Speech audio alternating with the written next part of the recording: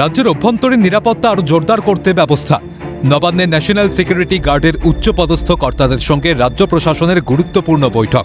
মুখ্যমন্ত্রী শুভেন্দু অধিকারীর সঙ্গে সৌজন্য সাক্ষাৎ NSG director general Shri Bhrigu Srinivasan, IG major general Bikash Chowdhury এবং গ্রুপ কমান্ডার কর্নেল পি.ভি. শুক্লার।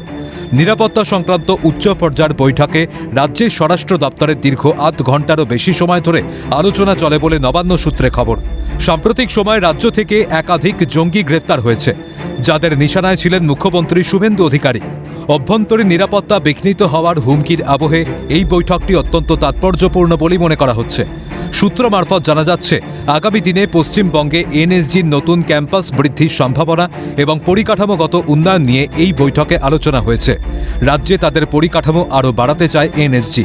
রাজ্য পুলিশ ও কেন্দ্রীয় বিশেষ কমান্ডো বাহিনীর মধ্যে অভ্যন্তরীণ নিরাপত্তা রক্ষার ক্ষেত্রে আগামী দিনে কিভাবে আরও নিবিড় সমন্বয় বজায় রাখা যায় তা নিয়েও বিশদে আলোচনা হয়।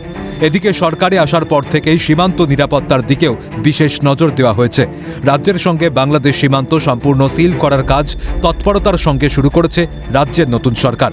সব মিলিয়ে মুখ্যমন্ত্রী পদে বসার পর থেকেই শুভেন্দু অধিকারী জাতীয় নিরাপত্তা ও রাজ্যের আইন শৃঙ্খলার ওপর বিশেষ জোর দিচ্ছেন। সম্প্রতি তাঁর নিরাপত্তা সংক্রান্ত কিছু হুমকি প্রকাশ্যে আসার পর এই সাক্ষাৎ এবং উচ্চ পর্যায়ের বৈঠকটি নিরাপত্তা বলয়কে আরও নিখুঁত করতে অত্যন্ত গুরুত্বপূর্ণ বলেই মনে করা হচ্ছে। সায়ন্তন ভট্টাচার্যের রিপোর্ট, ক্যালকাটা নিউজ।